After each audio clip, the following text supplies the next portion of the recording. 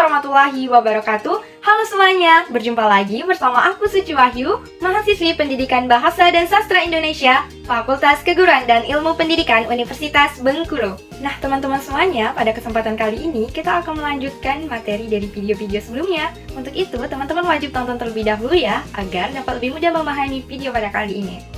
Untuk videonya, teman-teman bisa langsung cek di channel YouTube aku atau di link di description box. Oke, mari kita mulai pada materi kali ini, yaitu bab 10 mengenai manajemen pembiayaan, sarana dan prasarana. Nah, dalam materi kali ini dibagi menjadi dua subbab. Yang pertama ada manajemen pembiayaan, dan yang kedua ada manajemen sarana dan prasarana. Dalam manajemen pembiayaan, yang pertama ada konsep pembiayaan pendidikan, di mana pengertian pembiayaan pendidikan adalah upaya mengumpulkan dana untuk membiayai operasional dan pengembangan pendidikan untuk meningkatkan kualitas SDM sehingga mampu bekerja sama di lingkup lokal, regional, nasional maupun internasional. Nah, selanjutnya ada faktor yang mempengaruhi pembiayaan pendidikan, yakni menurut Bastian pada tahun 2015, yang pertama adalah kenaikan harga, yang kedua perubahan relatif dalam gaji pengajar, yang ketiga perubahan dalam populasi dan kenaikannya presentasi peserta didik di sekolah negeri, yang keempat meningkatnya standar pendidikan, yang kelima meningkatnya usia anak yang meninggalkan sekolah, dan yang terakhir yang keenam ada meningkatnya tuntunan terhadap pendidikan lebih tinggi. Selanjutnya ada landasan hukum pembiayaan pendidikan. Menurut Baharudin tahun 2010, yang pertama ada dasar yuridis yang dibagi menjadi tiga. Yang pertama Pancasila. Sebagai negara yang berdaulat, Republik Indonesia mengakui Pancasila sebagai kedaulatan tertinggi dan menjadi landasan hukum atas setiap penyelenggaraan segala bentuk kegiatan. Yang kedua, Undang-Undang Dasar 1945, di mana ada kata-kata yakni mencerdaskan kehidupan bangsa. Ini berarti bahwa setiap lapisan masyarakat berkewajiban untuk serta melaksanakan pendidikan sebagai upaya mempertahankan kedaulatan Republik Indonesia. Yang ketiga, ada peraturan perundang-undangan. Lembaga pendidikan dalam melaksanakan tugasnya menerima dana dari berbagai sumber. Penerimaan dari berbagai sumber tersebut perlu dikelola dengan baik dan benar. Selanjutnya ada dasar filosofis, di mana proses pendidikan tidak dapat berjalan tanpa dukungan biaya. Hal ini dikarenakan segala kegiatan yang dilakukan sekolah memerlukan dana. Nah, selanjutnya ada sumber keuangan sekolah. Apa aja sih sumber-sumber keuangan sekolah? Yang pertama ada dari pemerintah pusat, karena pemerintah membantu sekolah secara finansial dalam beberapa cara, misalnya memberikan dana hibah untuk sekolah, membayar gaji para guru, membantu proyek pencarian dana sekolah, dan membiayai proyek bangunan dan rehabilitasi sekolah. Selanjutnya ada dari orang tua, yakni kontribusi orang tua semakin penting pada saat pemerintah tidak mempunyai kemampuan untuk membiayai kebutuhan sekolah yang memadai. Selanjutnya ada pemerintah daerah, kemudian ada dari masyarakat, dari fasilitas sekolah, siswa, pemilik sekolah atau yayasan, dan lain sebagainya. Selanjutnya ada kategori biaya pendidikan, di mana dibagi menjadi dua. Yang pertama biaya langsung dan tidak langsung, yang kedua ada biaya masyarakat dan biaya pribadi. Yang pertama biaya langsung, yaitu biaya yang langsung berproses dalam produksi pendidikan, di mana biaya pendidikan ini secara langsung dapat meningkatkan mutu pendidikan.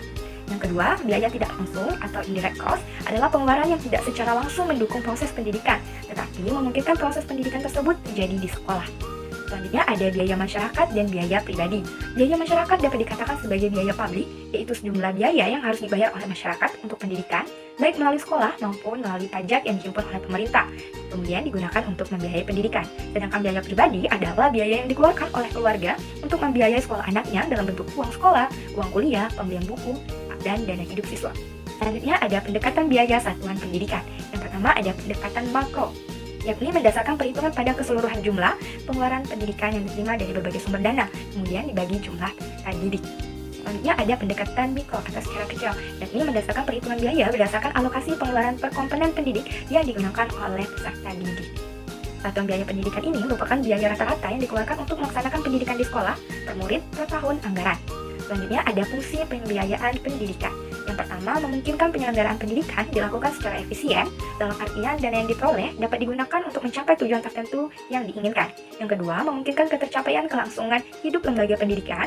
Yang ketiga, dapat mencegah adanya kekeliruan, kebocoran, atau penyimpangan penggunaan dana dari rencana sekolah. Dan yang keempat adalah menggambarkan target-target yang akan dicapai sekolah atau madrasah. Selanjutnya ada subbab yang kedua, yaitu manajemen sarana dan prasarana.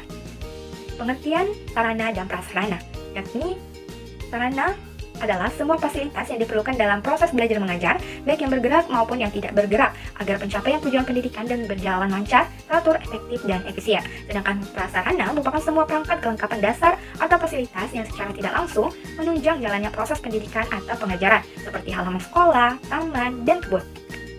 Sedangkan pengertian manajemen sarana dan prasarana adalah suatu kegiatan bagaimana mengatur dan mengelola sarana prasarana pendidikan secara efektif dan efisien dalam rangka pencapaian tujuan yang telah ditetapkan. Yang kedua ada perencanaan sarana dan prasarana. Menurut Terry dan Ruth pada tahun 2005, perencanaan adalah menetapkan pekerjaan yang akan dilaksanakan untuk mencapai tujuan yang dijelaskan. Demikian, perencanaan sarana dan prasarana persekolahan dapat didefinisikan sebagai keseluruhan proses perkiraan secara matang, rancangan pembelian, pengadaan, rehabilitasi, distribusi, atau pembuatan peralatan dan perlengkapan yang sesuai dengan kebutuhan sekolah.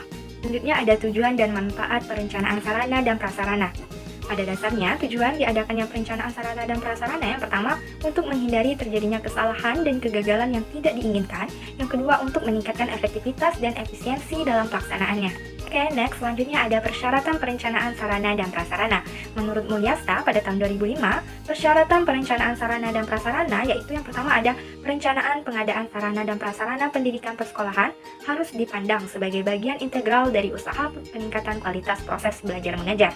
Yang kedua, perencanaan harus jelas, baik itu tujuan dan sasaran atau target, kemudian jenis dan bentuk tindakan kegiatan yang akan dilaksanakan, terus petugas pelaksana, misalnya guru, karyawan, dan lain-lain, selanjutnya bahan dan peralatan yang dibutuhkan, serta kapan dan di mana kegiatan dilaksanakan, dan realistis, artinya rencana tersebut dapat dilaksanakan dan dijangkau. Selanjutnya, berdasarkan atas kesepakatan dan keputusan bersama dengan pihak-pihak yang terlibat dalam perencanaan. Yang keempat, mengikuti pedoman standar jenis, kuantitas, dan kualitas sesuai dengan skala prioritas. Yang kelima, perencanaan pengadaan sesuai dengan plafon anggaran yang disediakan. Yang keenam, mengikuti prosedur yang berlaku. Yang ketujuh, mengikut sertakan unsur orang tua murid. Selanjutnya, fleksibel dan dapat menyesuaikan dengan keadaan, perubahan situasi, dan kondisi yang tidak disangka-sangka. Dan yang terakhir, dapat didasarkan pada jangka pendek, yaitu 1 tahun, jangka menengah 4-5 tahun, dan jangka panjang yaitu 10-15 tahun. Selanjutnya ada perencanaan pengadaan barang bergerak dan barang tidak bergerak. Untuk barang bergerak, yaitu yang pertama ada barang habis pakai, menyusun daftar sarana sekolah yang disesuaikan dengan kebutuhan dan rencana kegiatan sekolah tiap bulan, memperkirakan biaya untuk pengadaan barang, kemudian menyusun rencana pengadaan barang menjadi rencana triwulan, tengah tahunan, dan kemudian menjadi rencana tahunan. Selanjutnya, barang tidak habis dipakai, dapat menganalisis dan menyusun keperluan sarana dan prasarana sesuai dengan rencana kegiatan sekolah, serta memperhatikan fasilitas yang masih ada dan yang masih dapat dipakai. Yang kedua, memperkirakan biaya sarana dan prasarana yang dapat direncanakan dengan memperhatikan standar yang telah ditentukan. Selanjutnya, menetapkan skala prioritas menurut dana yang tersedia. Kemudian ada barang tidak bergerak. Yang pertama ada tanah, di mana dapat menyusun rencana pengadaan tanah berdasarkan analisis kebutuhan bangunan yang akan didirikan serta lokasi yang telah ditentukan. Yang kedua, ada mengadakan survei tentang adanya fasilitas sekolah seperti jalan, listrik, air, telepon, transportasi, dan sebagainya. Kemudian, mengadakan survei harga tanah, menyusun rencana anggaran biaya bangunan. Nah, yang kedua ada bangunan, di mana dapat menyusun rencana bangunan yang akan didirikan berdasarkan analisis kebutuhan secara lengkap. Selanjutnya mengadaan survei terhadap tanah di mana bangunan akan didirikan, baik itu luasnya, kondisi, situasi, status perizinan, dan lain sebagainya. Selanjutnya menyusun rencana konstruksi dan arsitektur bangunan, kemudian menyusun rencana anggaran biaya sesuai harga standar, dan menyusun pertahapan rencana anggaran biaya atau RAB. Selanjutnya ada pengadaan sarana dan prasarana, di mana pengadaan ini dapat dilakukan dengan berbagai macam usaha. Yang pertama melalui pembelian, kemudian ada pembuatan sendiri, selanjutnya ada penerimaan hibah, kemudian penukaran, selanjutnya ada pendaur ulangan, kemudian dapat juga berupa pinjaman dan penyewaan. Nah, selanjutnya ada inventaris sarana dan prasarana. Di mana tujuan inventaris sarana dan prasarana ini yang pertama untuk menjaga dan menciptakan tata tertib administrasi sarana dan prasarana yang dimiliki oleh suatu sekolah, kemudian untuk menghemat keuangan sekolah, baik dalam pengadaan maupun untuk pemeliharaan dan penghapusan sarana dan prasarana sekolah, selanjutnya sebagai bahan atau pedoman untuk menghitung kekayaan suatu sekolah dalam bentuk material yang dapat dinilai dengan uang, dan yang keempat ada untuk memudahkan pengawasan dan pengendalian sarana dan prasarana yang dimiliki oleh suatu sekolah. Oke, next, selanjutnya ada pemeliharaan sarana dan prasarana. Pemeliharaan sarana dan prasarana pendidikan menurut Banawi adalah kegiatan untuk melaksanakan pengurusan dan pengaturan agar semua sarana dan prasarana selalu dalam keadaan baik dan siap untuk digunakan secara berdaya guna dan hasil guna dalam mencapai tujuan pendidikan. Adapun tujuan pemeliharaan ini yang pertama untuk mengoptimalkan usia pakai peralatan. Kemudian yang kedua, untuk menjamin kesiapan operasional peralatan untuk mendukung kelancaran pekerjaan sehingga diperoleh hasil yang optimal. Yang ketiga, untuk menjamin ketersediaan peralatan yang diperlukan melalui pengecekan secara rutin dan teratur. Yang keempat, untuk menjamin keselamatan orang tua atau siswa yang menggunakan alat tersebut. Selanjutnya, materi terakhir yaitu ada penghapusan sarana dan prasarana, yakni merupakan kegiatan pembebasan sarana dan prasarana dari pertanggungjawaban yang berlaku dengan alasan yang dapat dipertanggungjawabkan. Adapun tujuan-tujuannya yaitu yang pertama, mencegah atau sekurang-kurangnya membatasi kerugian atau pemborosan biaya pemeliharaan sarana dan prasarana yang kondisinya semakin buruk. Yang kedua, meringankan beban kerja pelaksana inventaris. Dan yang ketiga, membebaskan ruangan dari penumpukan barang-barang yang tidak dipergunakan lagi. Nah, dalam penghapusan ini mempunyai syarat-syarat. Yang pertama, dalam keadaan sudah tua atau rusak berat sehingga tidak dapat diperbaiki atau dipergunakan lagi. Yang kedua, perbaikan akan menelan biaya yang lebih besar sehingga merupakan pemborosan. Selanjutnya, secara teknik dan ekonomis, kegunaannya tidak seimbang dengan besarnya biaya pemeliharaan. Yang keempat, tidak sesuai lagi dengan kebutuhan masa kini.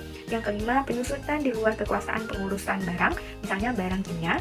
Kemudian yang keenam, barang yang berlebih jika disimpan lebih lama akan bertambah rusak dan tak terpakai lagi.